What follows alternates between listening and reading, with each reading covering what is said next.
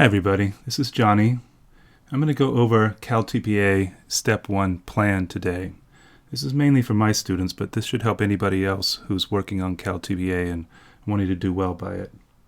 So this is from the latest version, which is Fall 2019, and I'm going to get started on planning. So let's take a look here. We're in this section right here, Step 1 Plan. Using the learning segment template, you should have a set of templates that you're writing things into as you're doing your CalTPA. Develop a plan for a series of 3 to 5 content-specific literacy or mathematics lessons that occur over multiple days and support the academic language development needs of your students, including students' use of educational technology.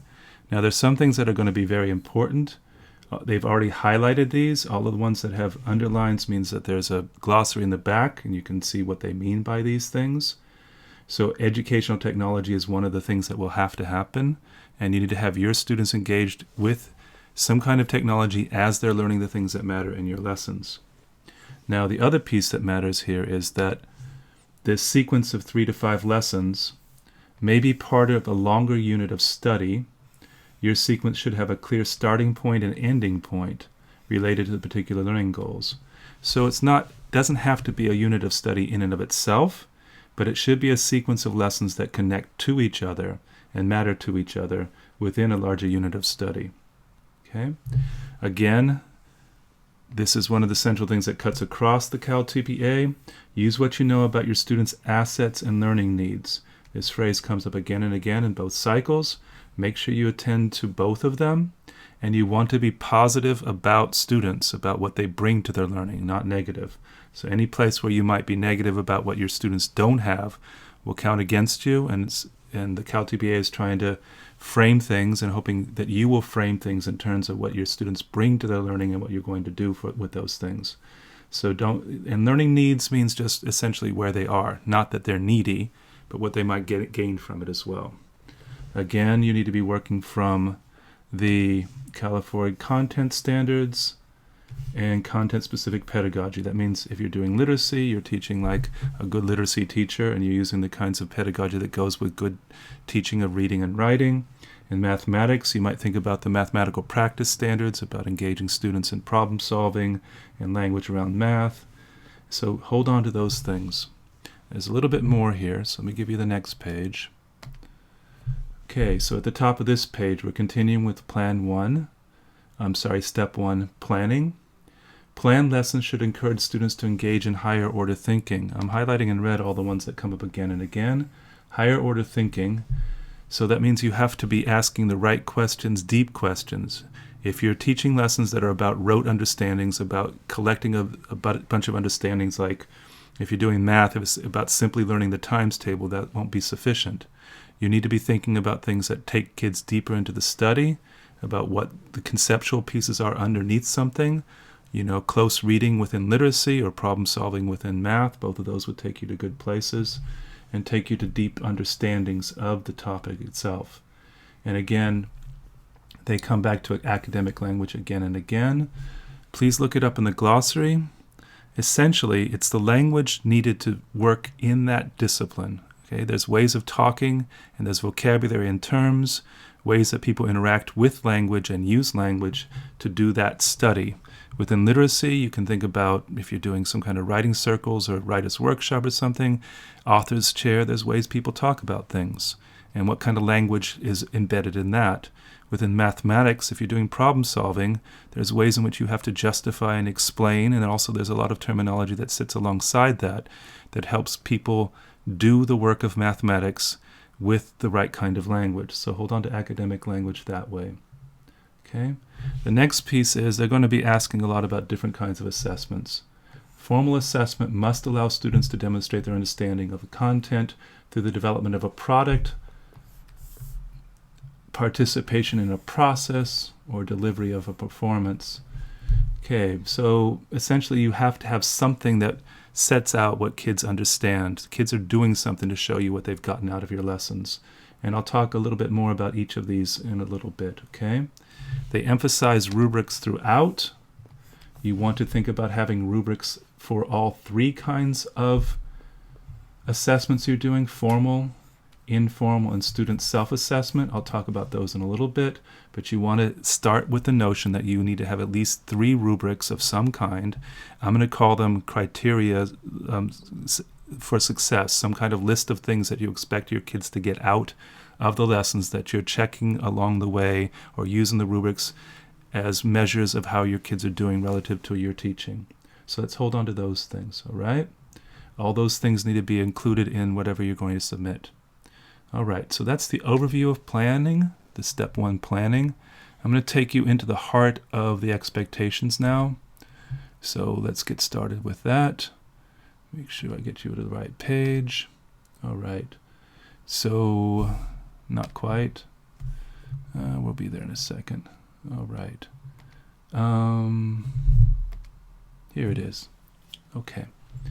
So you can see this is page 8. And you can go there if you want to while I'm talking through it, and that might be a smart way to do this. I'm going to go over the introductory parts here, and then I'm going to go really deeply into the requirements. All right? So as before, choose one class as the focus for instructional cycle 2. Verify permissions with the teachers, other adults, and guardians who will appear in the video recording. So you need to have this in order. So everybody must have their video permissions. Remember, you don't want to have folks in your videos that haven't given permission, so you have to orchestrate that in your classroom. That might mean some kids may go to a different class for a little while, or you organize your video so those kids don't show up. I need to go back one bit here. Let's remember this part. Complete the following planning activities prior to completing steps 1, 2 to 4. What CalTPA would like you to do is make sure you've planned and then teach. Now, it's a bit tricky with an assessment like this, because you could plan and then teach, and then you could go back and revise all the plans that you had for CalTPA to send and make them better. So there's no way they can control for that. But what you want to do is you want to try to set out very, very good plans that you want to teach to.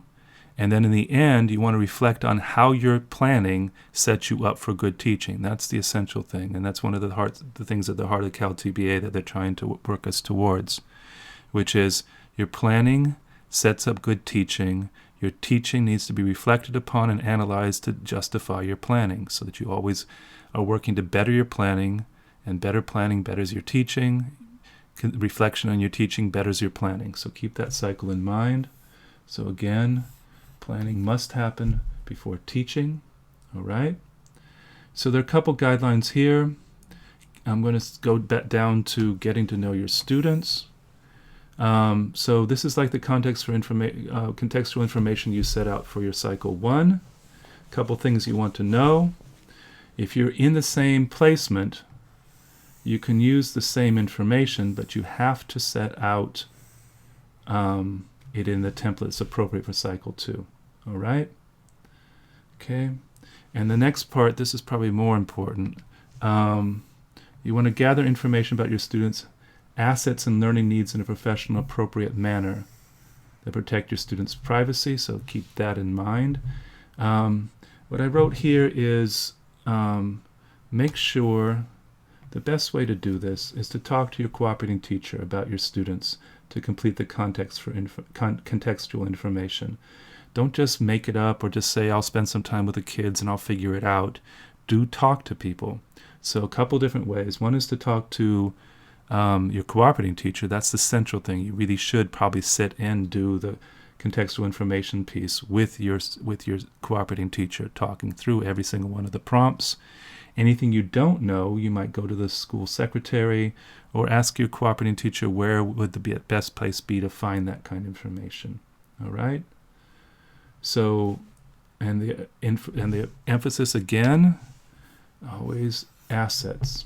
Assets, assets, assets. What are your students bringing to their learning that makes it possible for them to get the most out of what you're teaching? Okay, so always emphasize your students as capable and as coming with worthwhile things to support their learning. All right, so let's continue.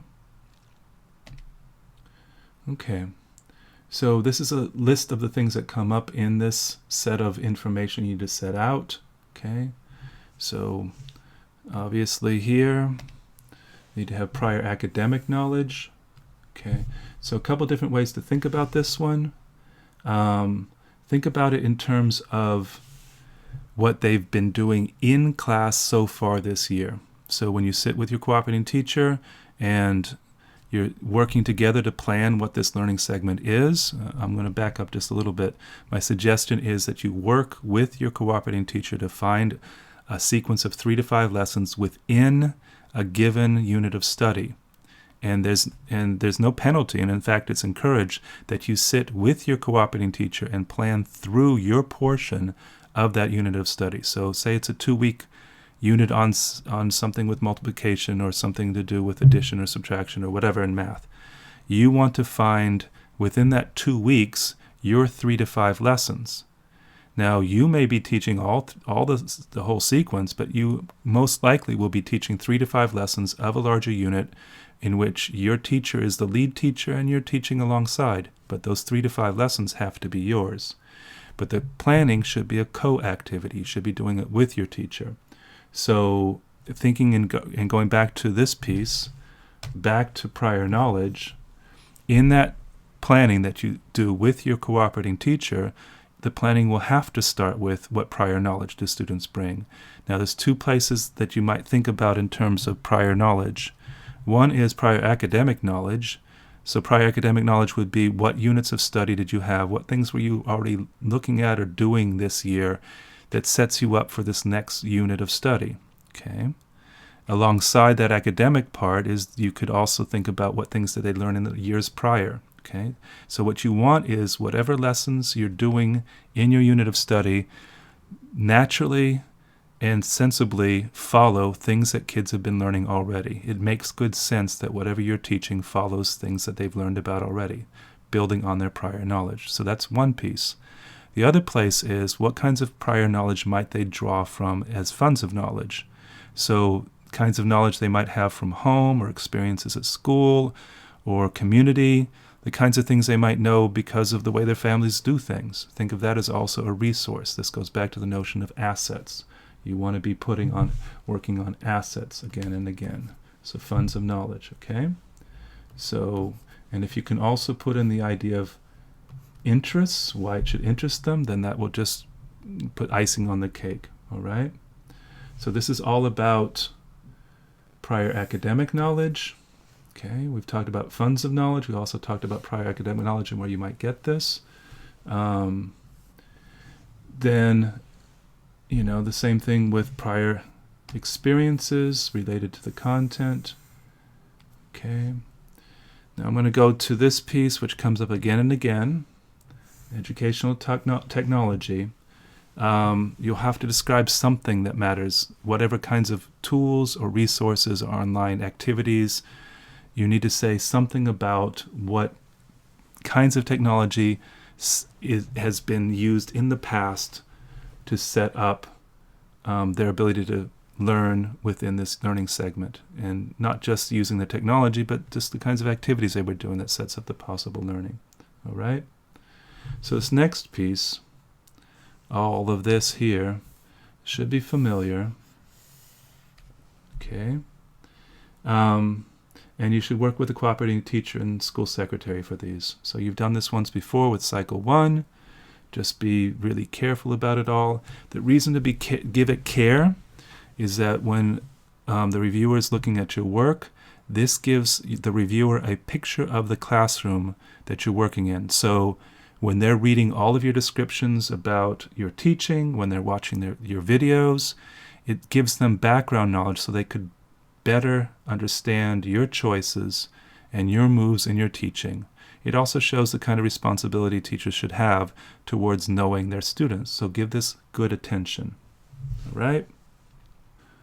So let's look in detail at the learning segment. First up, you need to be thinking about your 3 to 5 lessons across a larger unit. And you want to have both informal assessments and self-assessments. Okay? You need to be also giving students feedback along the way. We're going to go into detail about all of those. You want to make sure, and you should know this already, that if you did Cycle 1 in literacy, you should be doing math for this sequence of lessons.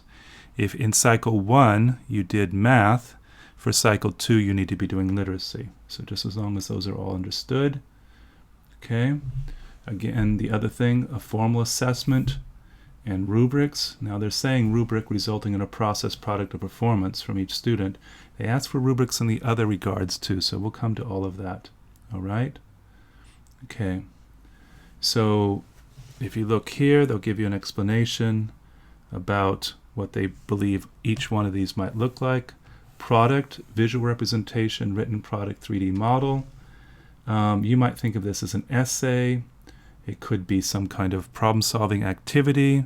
It could be an exam if they're open kinds of opportunities for students to write out and their ideas and their solutions or their thinking. And I'll talk more about that a little bit later.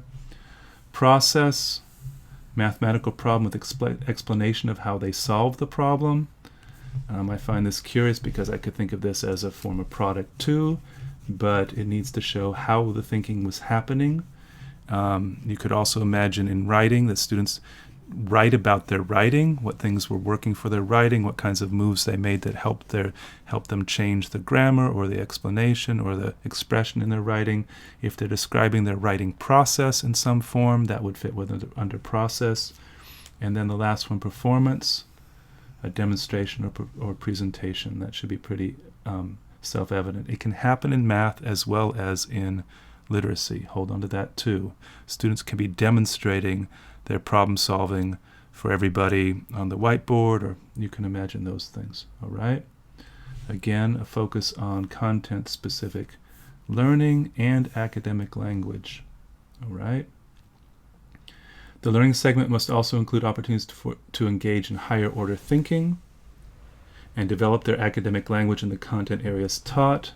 Within the learning segment, include opportunities for students to use educational technology or as appropriate assistive technology to enhance and provide access to learning. Again, higher order thinking, academic language, okay, and educational technology. If you hear those again and again and again, then you need to make sure that those are happening in good ways. And then at the end it says complete the learning segment template to demonstrate your instruction assessment sequence. Okay, so this is about what you will need to do and what should happen on the learning segment template. All right, identify the content areas, standards, etc. And this should be self-evident. And the learning goals, this is probably the most important thing. Everything in your planning is going to revolve around these goals. So you're setting the learning goals very clearly, allows you to follow with setting up rubrics and assessments that match the learning goals. So you want to be very, very clear about the learning goals, and you want to make sure they're expansive, not narrow. If you have very narrow learning goals, like students will learn the sums to 10, and that's it, then that means your rubric is going to be a little bit shallow. You won't get thinking. The opportunities for academic language won't be there as you want. So you want your learning goals to be a bit expansive. And look at the kinds of things that are set out in the standards and reach for the ones that allow you to do that kind of rich work. Because remember, higher order thinking comes up again and again. Deeper learning, academic language. What kinds of learning goals are going to allow you to exemplify those things in your teaching? So keep that in mind. All right? And of course, the last piece down here is about evidence and assessments. Okay, and you'll have to describe how you will determine that students have achieved the learning goals in each lesson. Okay? And then you've got informal checks for understanding. We'll talk a lot about those in a moment. And student self-assessment and formal assessment. These are the three. Always, we'll talk about those again and again. There's three. Okay, you want to think about three kinds of assessment throughout your teaching. So let me go through a few things here. Up here, 3 to 5 lessons within a unit of study. Okay, that means it has to be something, you have a regular unit of study and you're doing the 3 to 5 lessons within that with a clear sequence. All right. The formal assessment must be about the subject. Make sure that the assessment gives attention to the subject matter language. So there's two parts here. Content and language. So you need to be writing both about the substance of what's being taught, but the language that surrounds it, both the language that you will be using for instruction, but the kinds of language students will need to make good sense of that. Okay, that's where the academic language, and that's where ELD will come in as well, English language development. So you need to make sure those two things are happening. And of course, this just shows the things that you will need to be doing in the learning segment. But the most important thing is all of these things. Let me fix that. Planning must have. Okay, so your planning must have an informal assessment. Okay, a student self-assessment. So informal assessment, a student self-assessment. Okay, feedback you give kids. All right, and then a formal assessment. These are all four very practical things. All right, the three that we care about most are the formal, informal assessment, the student self-assessment, and the formal assessment. The feedback that you're going to give is going to be a result of your informal assessment and your student self-assessment. So based on what they show you in your checking for understanding and in your revisiting or engaging kids in self-assessment, the things they tell you about their learning feed what you're going to give them as direction and feedback. So you need to hold those things to hold those all together. The other thing that comes up here, plainly, in your planning, you must have opportunities for deeper learning, higher order thinking, and the other one is language. Okay, so higher order thinking and subject matter language. Another way of thinking that is academic language, right? And the last one is just a given. It's part of the sequence. You have to have the students using technology too. So planning must have informal assessment, student self-assessment, feedback you give kids, your students, some kind of formal assessment, and I want to make sure I highlight this. You have to have a rubric with it. You can't not have a rubric in this activity. Opportunities for deeper learning, higher order thinking, and then opportunities to learn and use subject matter language, academic language, and of course the technology. So this is the bones. These things have to happen during in the learning segment. But the main thing you want to do is use this list or make your own list like it, and you want to make sure that you plan with these things in mind. Don't plan and then say, how am I going to put these things into my plan? Start your planning with this list in mind from the start, and you will do a much better job, and it will be a lot less painful. Let's take a look at the next piece. Okay. So let me back up just 1 second. So in the bottom three, you see the things that are necessary for the learning segment. Let's talk about what the remainder of things that you have to do for this. Okay. So using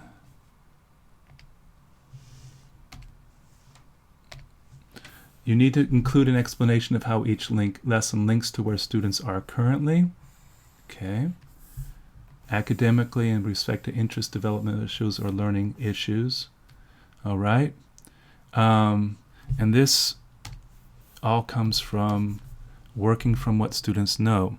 So that whole piece about describing where your kids are in their prior learning, what's leading them up to this sequence of lessons, you want to do that really, really well, because this sequence of lessons needs to come from those things. Okay? It can't be, oh, we're just deciding to do this bit of math now or this bit of writing. How are they set up, and what kinds of experiences, knowledge, and interests are they bringing to it? All right? Okay? So as you see here, how the lessons build on prior learning and one another. Okay? This piece needs to be doubly emphasized. As you write out your lessons, it said one other place, so you want to be very clear on why the second lesson matters to the third lesson, or how the third lesson matters to the second and third. All those, how the lessons build on each other is going to be something you need to give good attention to in your planning. Okay. The next piece, use bullet points to outline what students will do and how you will ensure they have equitable access to content. All right? Now you can see there's always and statements here, so you need to make sure that you also have educational technology and supporting learning differences here. The big word here is equitable. We want to make sure that you want to be sure that your plans make it clear that you're working to teach all of your students. So you will need to, in your plans, describe kids who may need a different approach or a different set of materials or a different bridge or scaffold along the way. Don't set out a lesson that's a generic lesson for some middle group of kids that doesn't take into account all the different kinds of kids you have in your classroom. All right?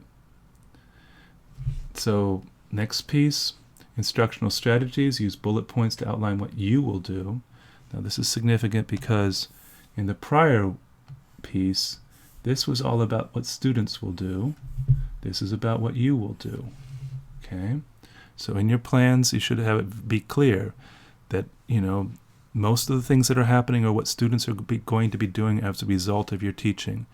In your plans, it can't simply be what you're doing and what your next move will be and how you will follow with that. You need to be describing what students should be doing as a result of your teaching. All right? So I will demonstrate or model this idea. Students will then work in groups to rebuild, figure out, solve, all those things. Make sure it's a play between what you're doing and what the students should be doing as a result of your teaching. All right? A piece here that matters. Do set out essential key questions. Okay, and I'll talk about those in a minute. All right? Now we talked about language before. English language development and academic language development. They are two things, so make sure you give each attention. Don't bundle them together. Okay, you could bundle them together, but you need to make sure you've given some attention to each. Describe the language demands of each lesson and how you will develop academic language with all students. And address the specific needs of English learners and standard English learners. Okay, I think they have definitions for the difference in the back, so make sure you have that. So the next piece is describe academic language development considerations and adaptations or accommodations you plan to provide to address academic language development. Okay, so you've got the two again, ELD and academic language. Make sure you're given each attention. This next piece, number 8, very much like your Cycle 1, instructional adaptations and accommodations. Describe what you will do to support the range of learners in your class who may need adaptations or accommodations. Now if you look again here, you'll see you've got the way they break it up is very much like Cycle 1. 3 parts. English learners, standard English learners, how you're supporting your language learners.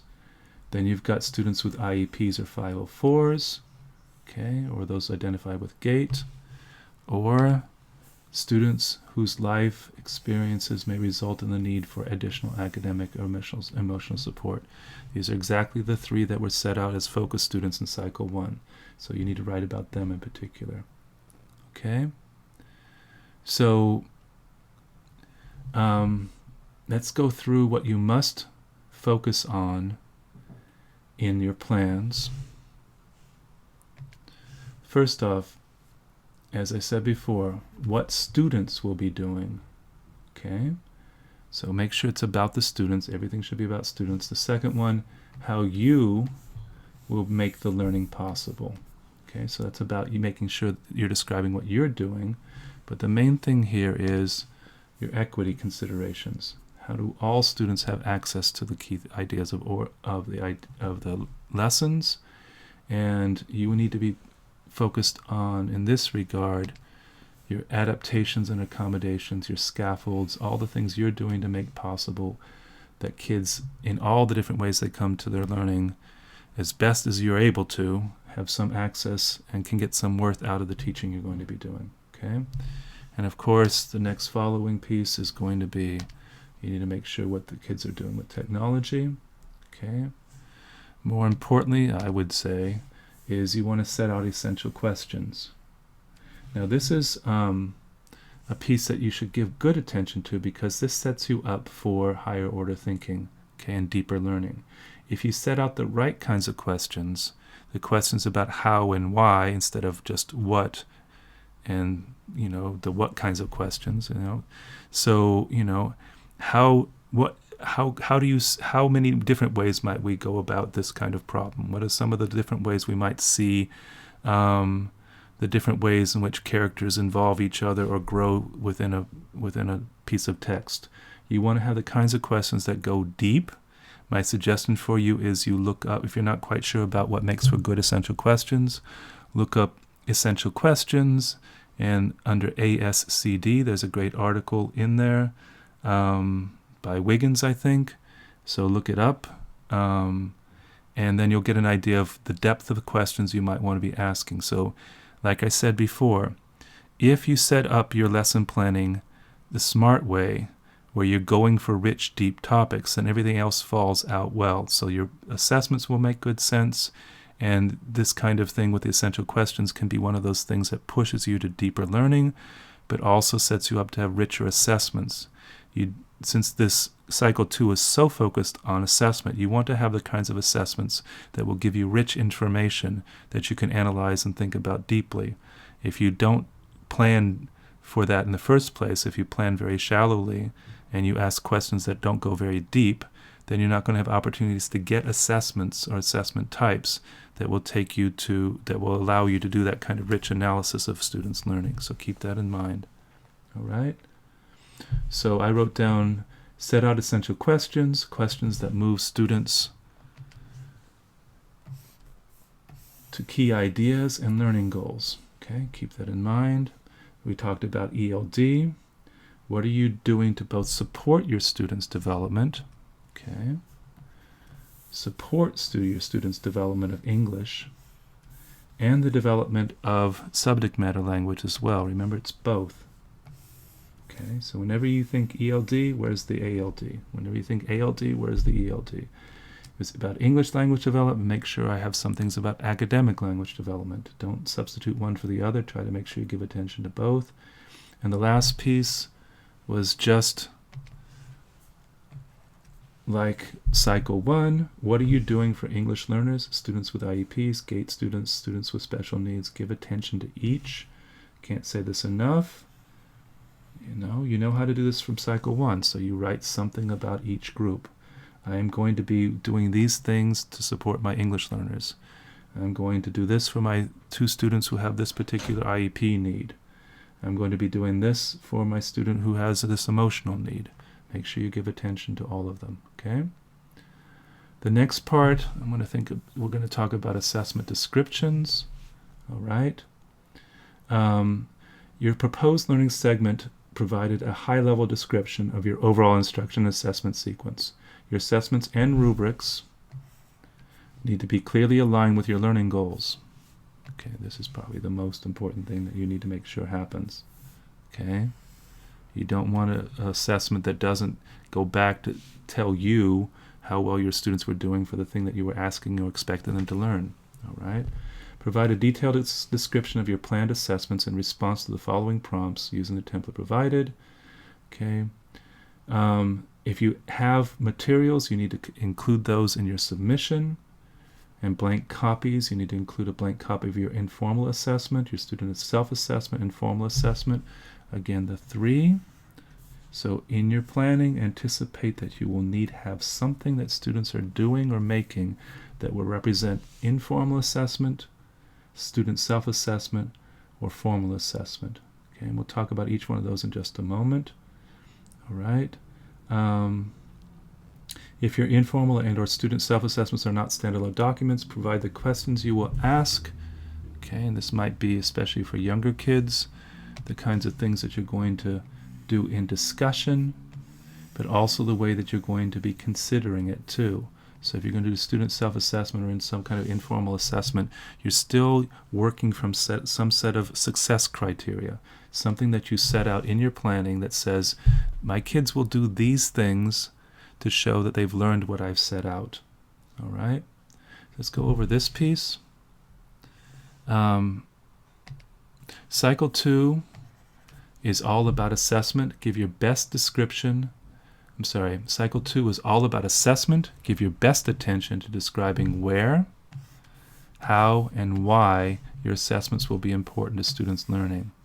And this all ties back to that your assessments need to be tied to your learning goals. Okay? Your assessments need to be tied to your learning goals. That's the most essential thing right here. Your rubrics, your assessments, and your rubrics need to be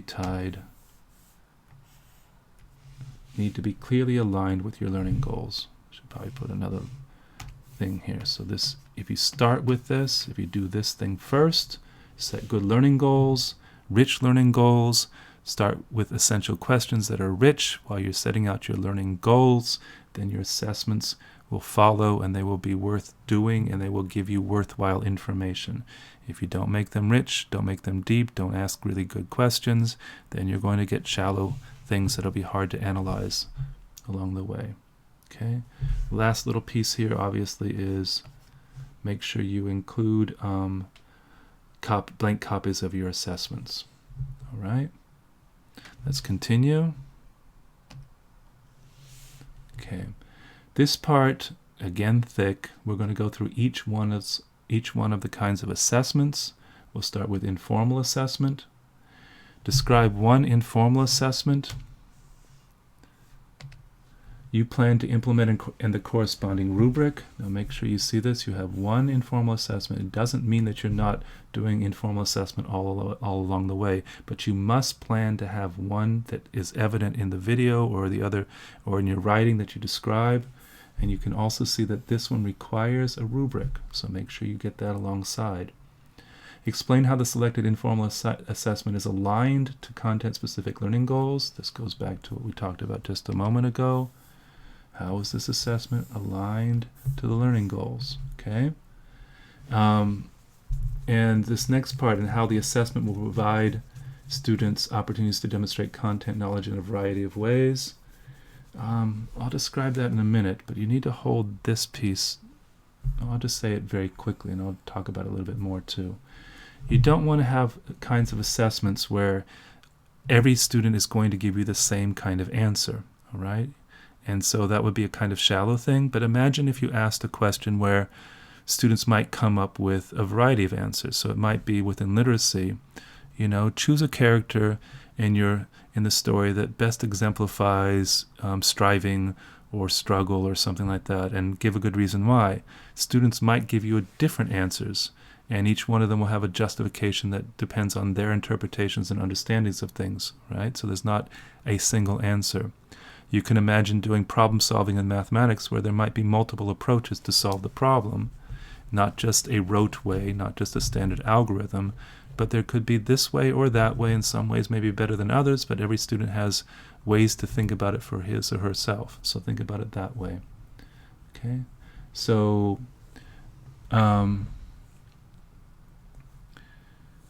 let's see. Connecting this. So this first one with informal assessment. Okay, so this is all about describing what you will look for in your informal assessment, tie it to your stated criteria in your rubric. Okay, so we want to make sure that happens. The next piece we want is identify what you will look for in student responses to the selected informal assessment and how you plan to monitor students' understanding of content during the learning sequence. Okay, if you provide instructional adaptations or accommodations, explain why. All right, so let's hold on to this one over here. You don't want this just to be happenstance. In your lesson plans, if you write out, there's the plan that you're going to submit to CalTPA, but there's the sketch of a plan or the write-out that you're going to be thinking about for yourself before you teach. make sure you put a note or a mark or something that says check for understanding here. So in mathematics, you might think about it as you've modeled some kind of mathematical process, you're having students work through the process, and they're about to go work independently. You don't just send them off to work independently. You stop and you do a check for understanding. So you want to have that marked in your plan. Now, there's different kinds of informal assessments. You might be doing it through polling, like fist to 5, thumbs up, thumbs down. You might have a walk around where you're going to see how kids are doing along the way while they're working semi-independently in groups or whatever. You're looking over their shoulders, so it's an informal assessment. Or you might have an instructional conversation where you're talking with a small group of kids, an individual kid, the whole class, and in that conversation you're making sense of what they're getting from your teaching. Okay? So you want to tell why it is important to check for understanding at these points. All right? So let's make sure we look at this next piece here. Be specific. Informal assessment should be developmentally appropriate. If informal assessment involves questioning, list the questions you plan to ask. That's a good way to be ahead of things. I'm going to also suggest that in real teaching that the questions may just arise from what students offer, so make sure that you also can live with the real world conditions of teaching. Some kid's going to say something that's interesting and you're going to have to ask a question about where their ideas came from, and that's real teaching. Okay? And you can see if the informal assessment is a running record, describe how you plan to document student reading ability. If your students are working collaboratively in groups, provide a set of instructions. Expectations for learning. If students engage in peer assessment, provide guiding questions. If you're observing student work, provide the observation guide. So that last one is probably the most useful for many of you. If you're going to be doing a walk around, what are the things that you're looking for? All right? So let's look over here at informal assessment, what I've written here. Informal assessment could be a quiz or an exit ticket. Okay, something that they're writing. All right. The rubric for your informal assessment should be a clear set of criteria pointing to the learning goals of that lesson. This is, again, the lineup. Okay. If you're looking for, go back to your learning goals, you want to make sure that whatever rubric you're setting out, the set of criteria lines up with that very clearly. Describe how the assessment will show how students met the learning goals. Okay. If it's a math kind of thing, you might want to have something where it says what kinds of things you're looking for in their problem solving or their solutions. In writing, it might be about what qualities of writing you're looking for, and set those out in the rubric. Okay, so this is the one that I was talking about just a moment ago. A challenge but important. How the assessment provides opportunities to demonstrate knowledge in a variety of ways. Okay, so my thought is, if you start, this is what you don't do. Multiple choice fill in the blank won't do this. Okay? The kinds of assessments where there's singular kinds of responses, make it so that you're not going to see the different ways kids think about things. All right? A different way, more of a challenge, open response prompts, writing drafts, problem-solving activities will do that. All right? So instead of a yes or no question, instead of a fill-in-the-blank kind of question, you ask a question where kids actually have to respond more fully in writing with younger kids or older kids in talk. So think about those things. In math, it's not about just giving a solution. It's about explaining the solution and showing your work. All right? So make sure that's part of the informal assessment too. Okay? So let's go down to student self-assessment. All right. Describe how you will engage students in self-assessment or reflection and the criteria you will provide to students to guide their evaluation of their own learning. Right? So, two things here. One is, okay, how you will engage students in self-assessment. Okay, and this might be some kind of written thing. It could be on an exit ticket or some kind of little quiz or something where they just have a little time to say for themselves or write out how they're doing, what they're thinking, what they're struggling with, right? But then you want to talk about the criteria you will provide, okay, to make sure they understand what the criteria, how that criteria matters. Let me make that more clear. So there's an and statement here. So how you will engage them in and self-assessment, and the other one is and the criteria you will provide. So make sure you have both of those things. How are you going to do it, and what are the criteria? Okay. You want to make sure that this self-assessment activity is tied to the content-specific learning goals and the ELD learning goals as well. Okay. If you provide instructional adaptations or accommodations to students, explain why. So if some student needs something special or particular to help them manage or do the self-assessment, explain why you did it that way. You might have a student who would be much better at telling you how they're thinking about things than writing about it. Explain why. All right? Okay. I'm going to the important note. Student self-assessment should be developmentally appropriate. Young students may need to respond verbally or have picture cues if they are not yet reading and writing. Okay, big important thing for all those of you who are working with younger kids. Okay, young students may need to respond verbally or have picture cues if they are not reading or writing. Okay, so remember that. If the student's self-assessment is a set of questions or pictures, list the questions you plan to have the student respond to and to provide the pictures. If it is an assessment based on a rubric or instructions for the task, provide these materials. So you want to make sure these things are the things you send along to CalTPA along the way. All right? If the assessment is a presentation of learning, describe the guiding questions or expectation for performance. If you want students to write or draw a reflection of what they have learned, provide the sentence frames or prompt for that activity. One thing to take, these green boxes they're not just like this is what you should do for CalTPA. They're actually giving you direction of good ways to move within that.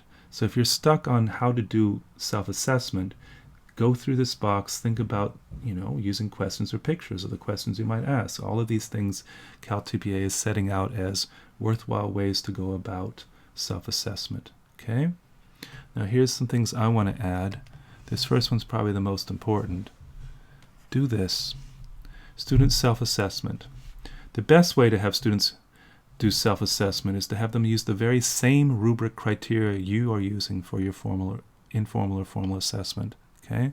So you don't have a different set of things that the kids are looking towards. You involve them in the same set of criteria you're looking at. So they're looking at the same set of criteria for themselves and saying, how am I doing by these things? What things do I need to work on? And they are the very same things you're looking at to say, how's this student doing? What are they getting? What do they need to work on? Use the same set of criteria, and it works much better, right? The last piece, remember that self-assessment is all about students improving their own learning. That's how it should be presented to your students.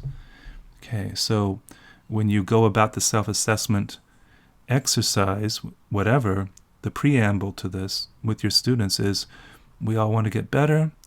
Every once in a while I'm teaching or I'm trying to do something well, I have to stop and ask myself, how well am I doing? What goals do I have for myself? Am I meeting those goals? And I do that as a learner, and we should all do that as learners. So here are the criteria we've been working from in this unit. Let's think about them for ourselves. How are we doing by these criteria? How might we get better? All right. So make sure it's always about the formative aspect of self-assessment, not just evaluative. Okay. I'm using this self-assessment, or we're doing self-assessment so that we can get better at this. That's the frame you should be giving your students. And the last piece should be self-evident. With younger students, use lots of talk. Okay, that means you need to record and justify all the talk you're going to be using as well. All right, let's go to the next page. Now we get to talk about the third piece of assessment, which is the formal assessment. All right. Okay, let's go start at the top here. What learning goals are measured by the formal assessment? Okay, so content, knowledge, skills, abilities, or what things your students will demonstrate. Okay, this should all be very clearly set out in your plan, right? You want to make sure that these are the things you want based on your learning goals. Always circling back to the learning goals. What evidence product, process, or recorded performance. Again, are you going to collect to observe from each student to determine the specific learning goals? This one's pretty straightforward. You're going to say what your formal assessment is. How will you use your rubric to define or identify successful evidence? Product development or demonstration of process or performance that students have achieved the learning goals. Okay, so this is a description of what you're going to do with the rubric. And you might have to describe why the rubric supports you in deciding how successful your students have been. All right. This next piece is more complicated. How will you provide adaptations or accommodations as appropriate during the formal assessment to address individual student learning needs? Again, this might be having students take or engage the formal assessment differently, or you might have formal assessments that have a kind of different take on them. You might have a formal assessment which might allow writing or performance. Okay, so if you have doing some kind of literacy activity where students could stage a play about something, or you have students write a story about something, the learning goals have to be clear for each of them. They have to be the same learning goals. But what you're doing is you're allowing students different ways to represent their learning that way.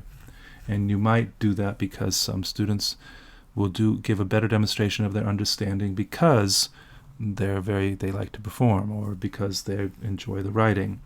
Or it might be some other kind of an adaptation where you, instead of having a student write a long essay about something, maybe a younger student, maybe they tell you a story. Maybe it's an interview instead of a written assessment. You have to give a description of why you've chosen to make that kind of adaptation. All right? So let's look at their important note. Be specific. Formal assessment should be developmentally appropriate. Describe what each student will do and the resulting process, product, or performance.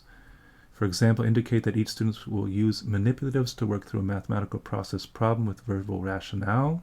Okay, so in other words, if you're working with younger kids, you're going to sit and watch them while they're telling you about the math problem they're working through, and they're showing you with manipulatives, and this is all about listening to them instead of them writing something out. Okay.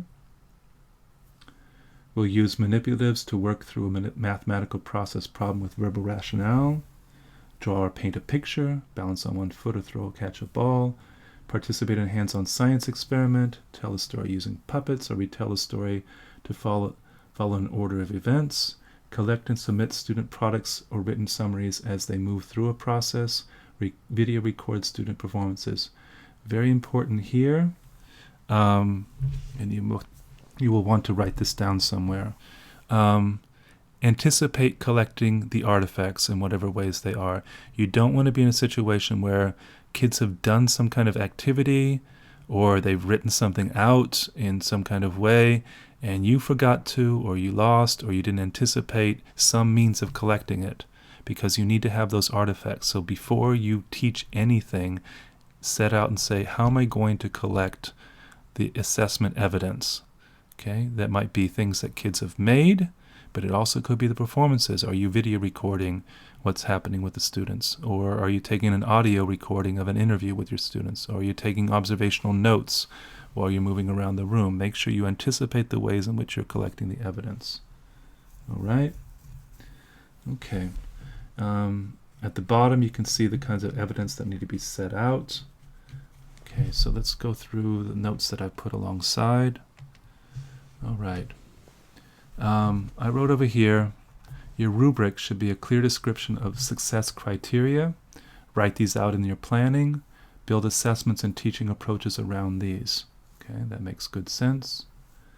I wrote down, this is vague. Think of it as what you will do so that all your students can show what they know on the assessment. And I'm referring to this part here. And I've talked about that a bit already. It's thrown out here, adaptations and accommodations, but there's not a good description of what that means. So I've talked through that a bit. What you want, the general way of thinking about it, and differentiated instruction and such is, what opportunities do students have? Are you allowing or setting up for students to demonstrate their understandings? All right? And how do you vary those so that you can get the best information best possible representation of their understandings. Okay. Over here, start your planning with this essential formal assessment in mind. Okay. Your learning goals should set students up to do well by this assessment. All right, so that's in the planning. The assessment isn't the last thing you think about in your planning, this formal assessment. The formal assessment should be the second thing you think about in your planning. The first thing should be, what's the thing to be learned? What are my learning goals? What are the things the kids will get out of this? The second thing you need to think about is the assessment. The third thing to think about is what activities will set the kids up to do well by the learning goals and the assessment. So first is learning goals, second is the representation of learning, and the third is activities that will lead to the first two, to meeting the learning goals and being represented on the assessment. Okay? So, and I'm here reiterating product, process, and performance. My suggestions are product and artifact, essay, exam, project, problem, write-up.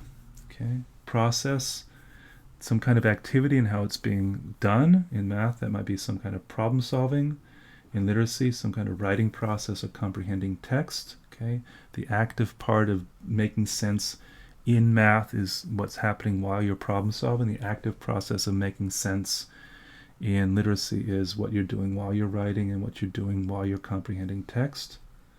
The third thing, performance, pretty straightforward, but you want to think about it in math as math can have performance too. So students demonstrate their learning, demonstrate some kind of problem solving, and you watch them as they're working out the problem, right? And of course, in literacy, you could have some kind of speech or acting out, all right? Okay. The last piece here, this is important, and this is why it's complicated. You will see down here evidence to be submitted, the written narrative, the learning segment template, the written narrative. All those things have prompts that are quite clear. But the part D, informal assessment and rubric. Part E, student self-assessment and rubric. Part F, formal assessment and rubric. Now remember, those rubrics don't have to be exceedingly different from each other. Your student self-assessment rubric might be a distillation of your formal assessment rubric, okay? And your informal assessment rubric might be some piece of the formal assessment rubric, because in the informal assessment you might be looking for some part of the learning that's expected from your learning goals, whereas your formal assessment might be some greater set of goals that you expect to see within a rubric. So the best thing to do with these is to write a very good rubric for your formal assessment, and then take pieces of it to set aside, rewrite, reframe for your informal assessment rubric and your student self-assessment rubric. Okay, they should not be wholly different from each other. Start with one really good one that addresses the learning goals across your learning segment, and then break off those pieces of the rubric that make good sense for the informal assessment and for the student self-assessment. All right? Next page. Step 2, teach and assess. We're going to do this one later. So I hope that you've gotten a lot out of this first look through, this pass through step 1. My next video will be about the teach and assess piece, and I'll try to give you more good advice along the way. Hope this was helpful.